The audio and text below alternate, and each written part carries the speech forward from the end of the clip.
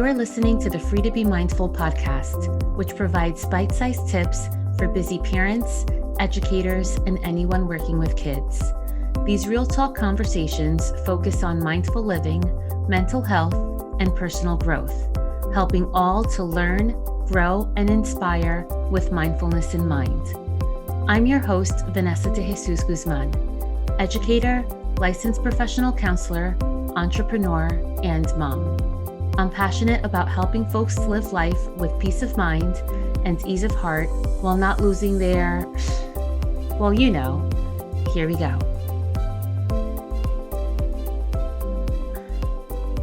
Hello and welcome to episode 148 of the Free to Be Mindful podcast. I hope that you're feeling good, looking good, and doing better in this world than you were yesterday. So my friends, we are still in May, which is Mental Health Awareness Month. And Free to Be Mindful, of course, is not only the name of this podcast, but it's also the name of my private practice located in North Jersey. Free to Be Mindful across all levels and platforms is committed to promoting mindful living, fostering mental and emotional well-being, and facilitating personal growth not only for kids, but also for young adults in college and for moms. Our mission is to empower people to cultivate emotional intelligence, strengthen relationships, and experience life with a greater sense of peace and ease. Through our various offerings, we strive to inspire individuals to develop a deep understanding of themselves and their surroundings, and to navigate life's challenges with clarity, compassion, and confidence. We believe that by fostering a culture of mindfulness and talking about it simplistically and keeping it real, that we can create a world that is more peaceful, equitable, and fulfilling for all. And talking about mental health is as real as it gets. And make sure you're listening here. I want to make one thing clear.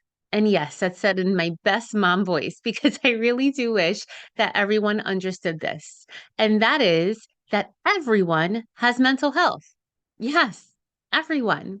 Because just like everyone has a brain and a heart, sounds like the Wizard of Oz there, but I hope you're following me. Just like everyone has a brain and a heart, everyone has mental health, just like everyone has physical health. Now, speaking of physical health, just because you don't go to the doctor doesn't mean that once in a blue moon, you may get a bad cold, achy knees, an infection, a virus. We all experience these things that take place in our physical health. And my friends, the same is true with our mental health. I'm sure that at one point or another, sometime in your life, you felt a lack of perhaps self-confidence, or maybe you felt extreme worry or anxiousness about something big that was taking place, or perhaps you were so sad that it was hard to find joy in everyday things. We all face these types of hurdles. Or maybe we've had experiences that impacted our way of living, and we may struggle with intense feelings of sadness or intense worry or guilt or internal battles that we don't speak anything about. Perhaps we experience setbacks that cause us stress or, again, extreme worry, and environments that might challenge our belief or comfort zones. And then there's a part that comes after the healing part, which can look very different for each and every person. And all of this can impact not only our mental and emotional health, but sometimes even our physical health, myself included. According to the World Health Organization, there are around 1 in 4 people worldwide who experience a mental health issue at some point in their lives. Found an article that said, these issues can have a profound impact on individuals and society as a whole, leading to lost productivity, reduced quality of life, and increased healthcare costs. By destigmatizing mental health care, we can encourage more people to seek help when they need it and reduce the burden on individuals and society. So, my friends, to put it more plainly, take a moment to think about the last time you lost someone you loved. Perhaps it was a bad breakup, or maybe it's a person who actually passed away. Were you able to concentrate at full capacity? Were you able to perform your best at work or at home?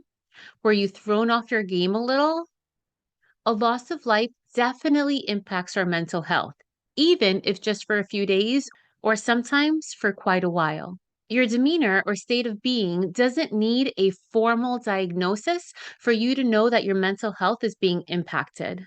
And once we as a society come to accept this more, then we do the work as a whole, which is needed to be done to decrease the mental health stigma. Because if mental health challenges have such a huge impact and affect so many of us, it only makes sense for us to create a safe space for everyone. But despite this all, mental health continues to have a stigma. And sometimes this comes from making fun of things that we really don't know enough about. Or sometimes it comes from how we see it dramatized in the media. Other times, it's simply because we don't know what we don't know. I remember once someone told me, "So if you're saying I'm diagnosed with depression, is this something I'll always have?" And it's a valid question. And my answer to that question is that knowing how we define something is important because we know how to name it and how to treat it. However, and a big however, we don't need to let a label define us. Because yes, some people may battle depression without an end in sight, it seems like. And others may be in a funk for a month or two, and they're able to use their learned strategies to climb out of that funk, so to speak. But sometimes our learned strategies aren't enough, and we may seek professional help, perhaps from a licensed therapist or perhaps from a psychiatrist who may need to prescribe us some medication. And just because we do either of those two things, or if we turn to any other type of help, it doesn't mean that people should look down on us or think less of us because we choose to see a therapist, for example. We instead should lift each other up by acknowledging that they're doing what they need to do to help themselves in the moments of need. So, my friends, for Mental Health Month, let's join together to remove the stigma and fight for a safe place for everyone.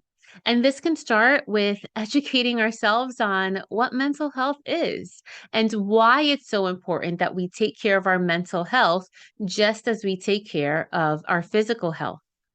So, to join this fight, before we even get to creating change, we must start by asking the important question, why? Why is there a stigma with mental health? And sometimes there are just misconceptions about what mental health is. And talking about these things sometimes may make us feel uncomfortable because the stigma does exist. So, for example, starting off with the way that we view ourselves, we may believe that struggling with a mental health issue makes us lack in a certain way or makes us less than. Perhaps it makes us feel like we're not good enough because of how it can be regarded negatively. So, for example, we may think that because of the sadness or issues that we're going through, that we will be looked at by less than our peers or coworkers, etc. And sometimes we get really worried about this, especially when we start to compare how somebody's dealing with a similar or perhaps the same situation and how they are reacting or responding to that situation much differently than we are.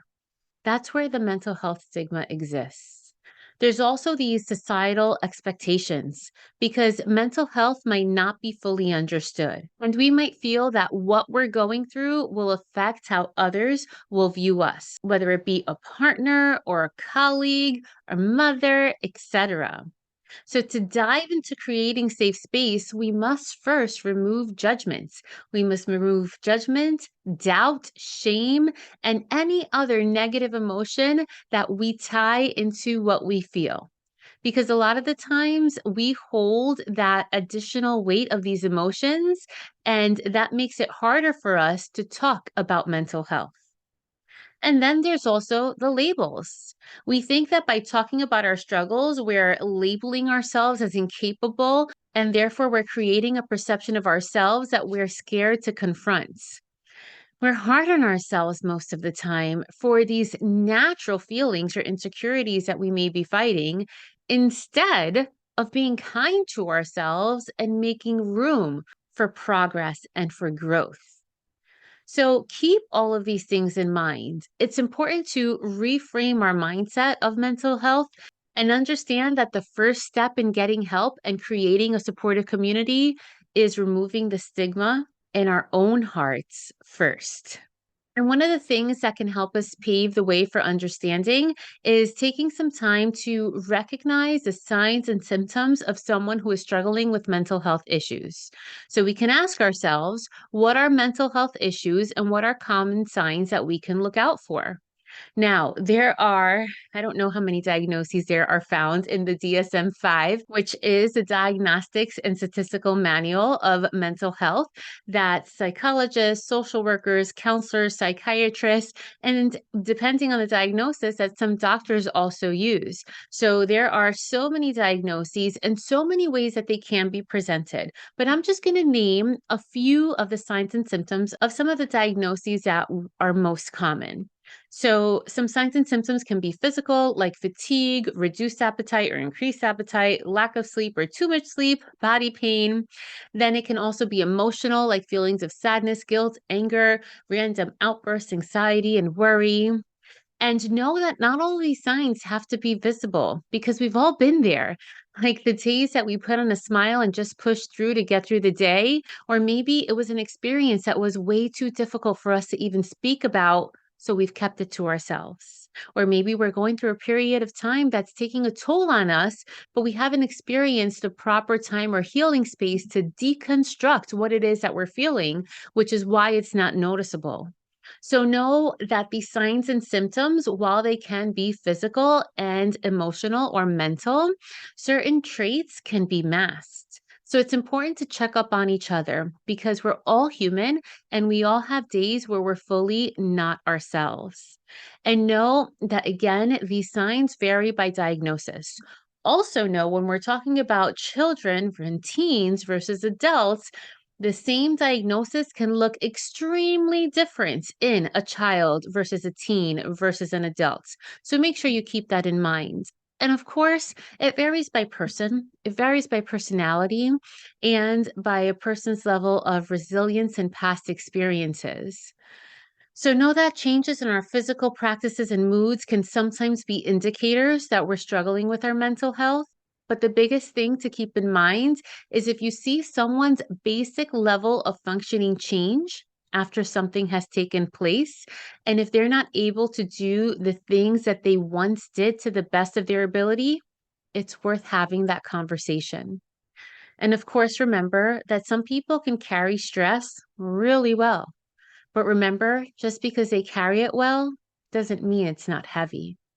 It's important to take care of ourselves and of each other each and every day and do a mental health check in for ourselves and for our loved ones.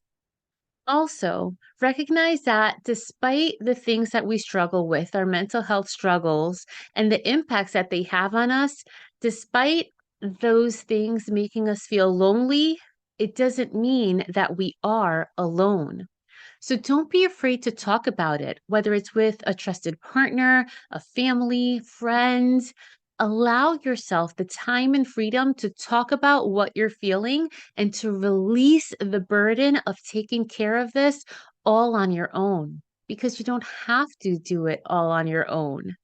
Not all of our problems or experiences are meant to be battled alone, and we shouldn't feel guilty for needing someone to talk to. And if you are on the receiving or the listening end, really take the time to mindfully listen without distractions or without listening to just respond from your personal experience. Really listen to listen. And you can even ask the person if they just want a listening ear or if they want feedback.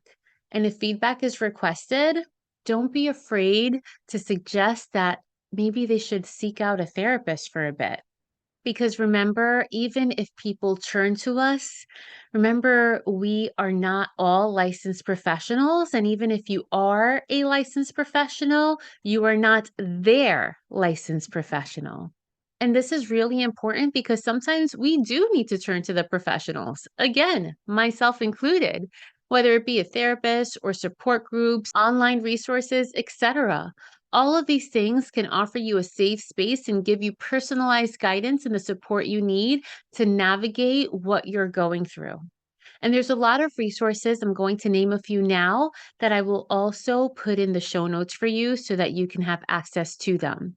There are hotlines, namely 988, which is a suicide and crisis hotline available in both English and Spanish via phone and text every single day of every single hour of the entire year.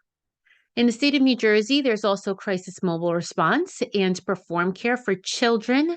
So you can call 877-652-7624, and someone can be at your home within 1 hour to help you de-escalate a situation, and they can provide in-home resources or help guide you on your behavioral emergency, pending on the situation.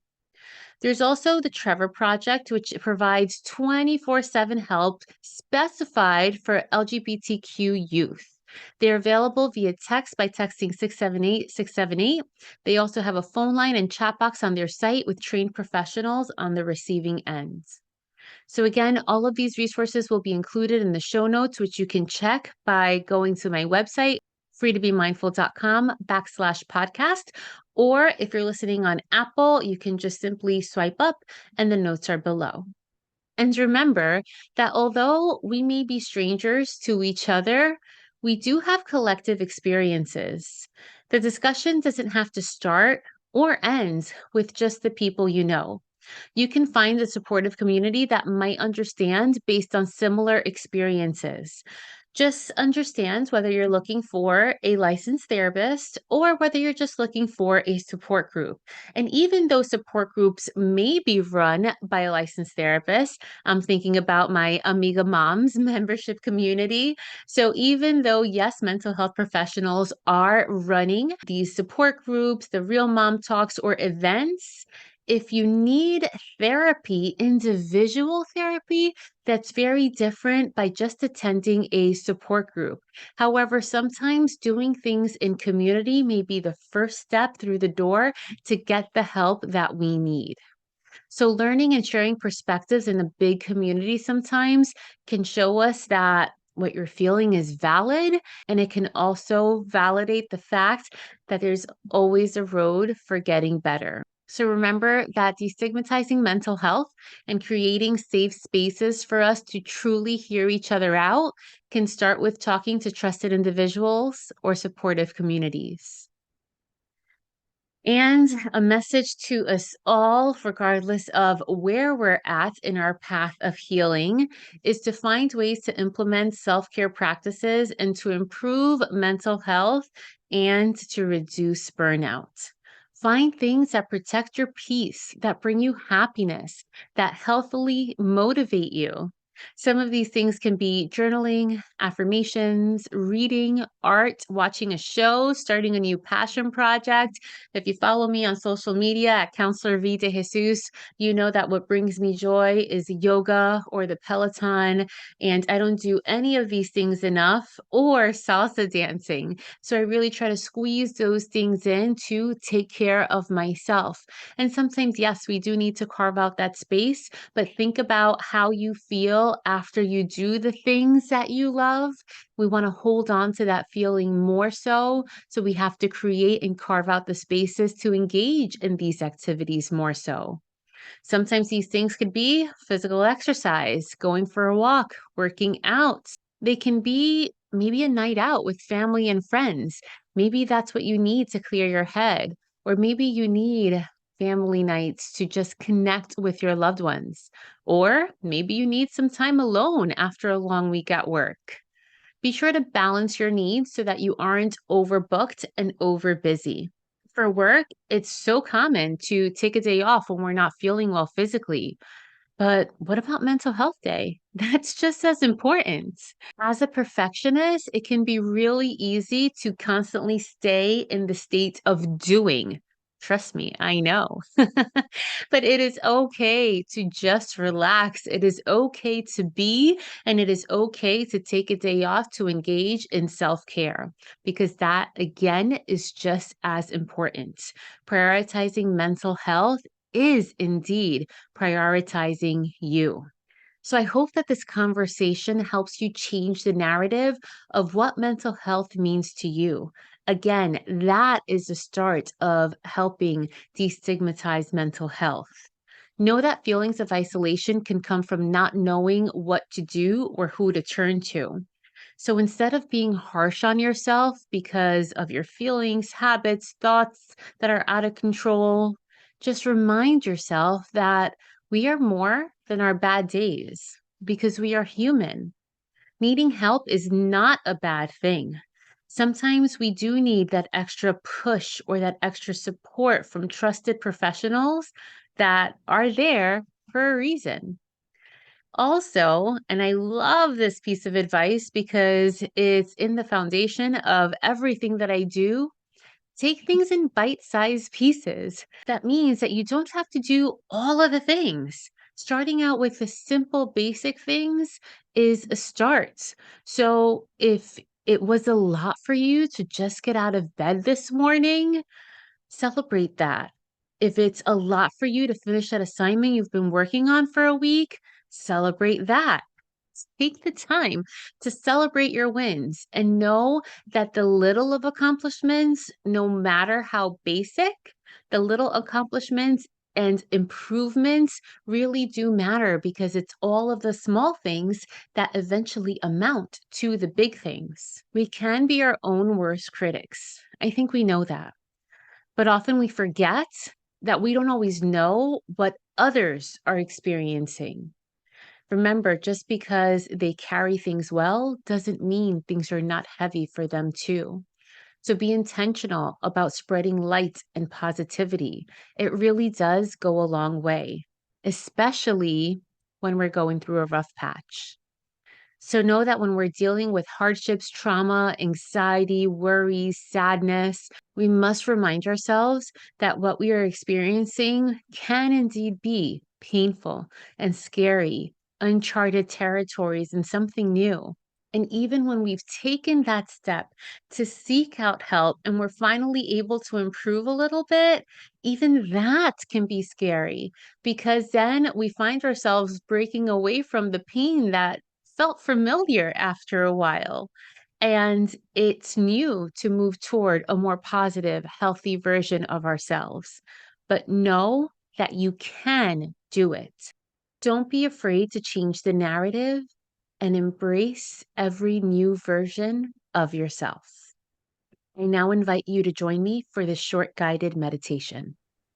So, right now, regardless of where you are or what you're doing, allow yourself to take a deep breath in and a full breath out, thinking about the message you just heard, which for some may just be informative, but for others, it may hit deep, depending on our experiences and what we've been through.